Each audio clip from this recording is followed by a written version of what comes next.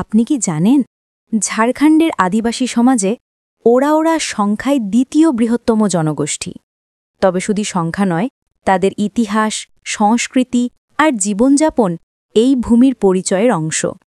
দেবকথা, পুরাণ আর লোককথায় ওরাওদের নিয়ে অনেক ব্যাখ্যা আছে।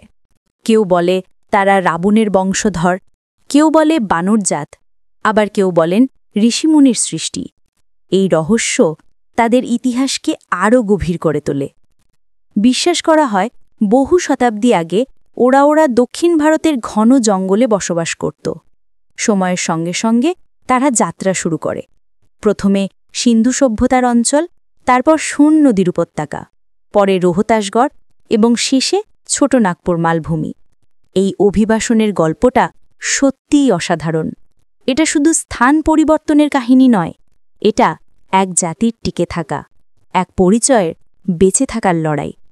ইতিহাস বলে যখন সিন্ধু সভ্যতায় মানব জীবনের বিকাশ হচ্ছিল, ওরাও সেই সভ্যতার অংশ ছিল। পরবর্তীতে মগধ অঞ্চলে আর্যদের সঙ্গে সংঘর্ষে জড়িয়ে পড়ে তারা, এবং সেই সংঘর্ষই তাদের বাধ্য করে স্থান বদলাতে। তারপর তারা সরে আসে রোহতাসগড় অঞ্চলে, বর্তমান বিহারের পাহাড়ি এলাকা। সেই সময় রোহতাসগড়ে ছিল তাদের সামাজিক, অর্থনৈতিক আর সাংস্কৃতিক কেন্দ্র। ওখান থেকেই ধীরে ধীরে তাদের পরিচয় আরও সুসংহত হয়। আজ ছোটনাগপুর অঞ্চলে প্রায় ১৭ লাখেরও বেশি ওরাও আদিবাসী বাস করে। এই অঞ্চলে মোট আছে প্রায় ৩০টি জনজাতি, আর তার মধ্যেই সংখ্যার বিচারে দ্বিতীয় স্থানে ওরাও গ্রামগুলোতে ছড়িয়ে আছে কাঁচা মাটির ঘর। প্রতিটি বাড়ির সামনে একটি ছোট আঙিনা, ২ অথবা ৩টি কক্ষ, মাটির দেওয়াল আর খড় বা টালির ছাদ। দেখতে সাধারণ, কিন্তু অদ্ভুত শান্ত সৌন্দর্য আছে সেখানে। মহিলারা গরুর গোবর দিয়ে দেওয়াল লেপে তাতে সুন্দর নকশা আঁকেন। তাদের হাতের ছোঁয়ায় প্রতিটি ঘর, প্রতিটি দেওয়াল একটি জীবন্ত শিল্পকর্ম হয়ে ওঠে। ফলে পুরো গ্রামটাই হয়ে ওঠে রঙিন, প্রাণবন্ত এবং জীবন্ত। ১৯ শতকের শেষ দিকে ওরাও সমাজে উঠে আসে এক ভাষিষী নেতা, যাত্রা তানা ভগত। তিনি ব্রিটিশ শাসনার জমিদারি অত্যাচারের বিরুদ্ধে এক শক্তিশালী আন্দোলন শুরু করেন। এটা শুধু প্রতিবাদ ছিল না, এটা ছিল স্বাধিকার আর আত্মমর্যাদার লড়াই। ১৯২০ সালে এই আন্দোলন যোগ দেয় মহাত্মা গান্ধীর অসহযোগ আন্দোলনের সঙ্গে। এভাবেই ওরাওদের সংগ্রাম ভারতের স্বাধীনতা আন্দোলনের মূল ধারার অংশ হয়ে ওঠে। তারা অন্য জনজাতিগুলোকেও আহ্বান জানায় এগিয়ে আসতে, একসাথে দাঁড়াতে। যেসব জনজাতি বাঁশের কাজ করত, লোহার কাজ করত বা মাটির পাত্র তৈরি করত, তারা ধীরে ধীরে ওরাও সমাজের অংশ হয়ে ওঠে। এইভাবে গড়ে ওঠে এক সুন্দর পারস্পরিক নির্ভরতার সমাজ, যেখানে সবাই নিজ নিজ দক্ষতা নিয়ে একসাথে বাঁচত, একসাথে লড়ত। ওরা বিশ্বাস করে এই পৃথিবীতে শুধু দৃশ্য নয়, অদৃশ্য শক্তিও আছে। তাদের ধারণা এই শক্তিগুলো রুষ্ট হলে খরা আসে, মহামারী ছড়ায়, দুর্যোগ নেমে আসে। তাই প্রকৃতি আর অদৃশ্য শক্তিকে খুশি রাখতে তারা নিয়মিত উপাসনা আর আচার পালন করে। ওরাওদের ধর্মের নাম সারনা ধর্ম। তাদের সর্বশক্তিমান দেবতা ধরমেশ। মুন্ডাদের মধ্যে যেমন সিংবোঙা, ওরাও বিশ্বাস করে বহু অলৌকিক শক্তিতে, বহু আত্মায়, যারা দৃশ্যমান না হলেও প্রকৃতির সঙ্গে যুক্ত। বিশ্বাসের মূল কথা একটাই, প্রকৃতিকে সম্মান করো। ওরা মনে করে দেহ শেষ হয়, কিন্তু আত্মা অমর। মৃত্যুর পর সঠিক দাহ বা সমাধি বিশাল গুরুত্ব পায়, কারণ এটা আত্মার নতুন পথ চলা। ওরাও সমাজে মৃত্যুর পর দাহ বা সমাধি দুভাবেই শেষকৃত্য হয়। বর্ষাকালে সাধারণত দাফন, শুষ্ক মৌসুমে দাহ।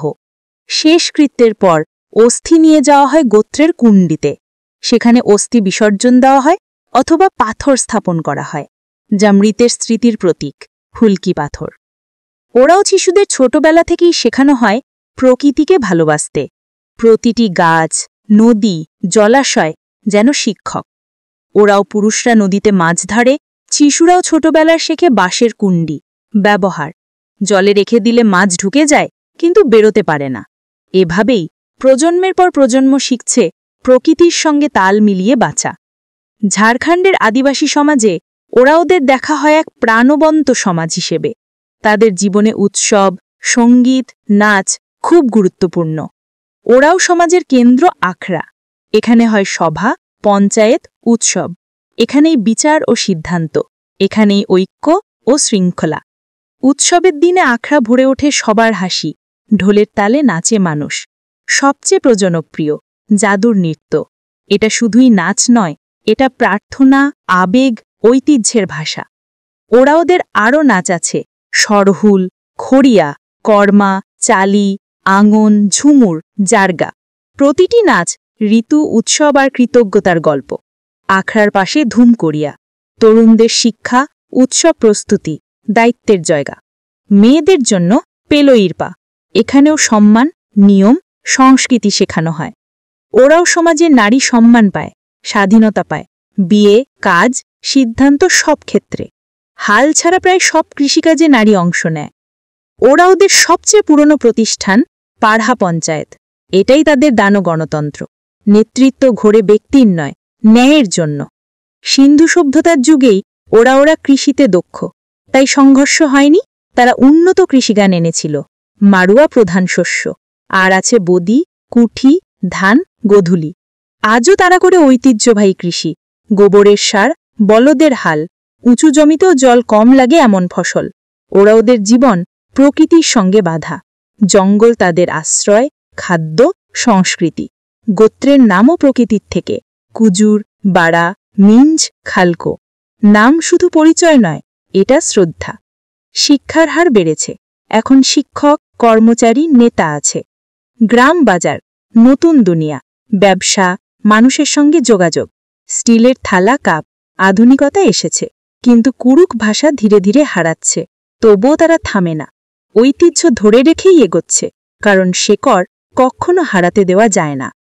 এমন গল্প যদি ভালো লেগে থাকে, তাহলে আমাদের চ্যানেল সুদীপ্তজ অন্বেষণ সাবস্ক্রাইব করুন, ভিডিওটি শেয়ার করুন, যাতে আরও মানুষ জানতে পারে আমাদের আদিবাসী সংস্কৃতির অজানা দিকগুলো। আর শেষে আপনার মন্তব্য অবশ্যই লিখুন। বলুন, পরের পর্বে কোন আদিবাসীদের গল্প শুনতে চান? আপনাদের পরামর্শই এগিয়ে যাবে আমাদের অনুসন্ধান।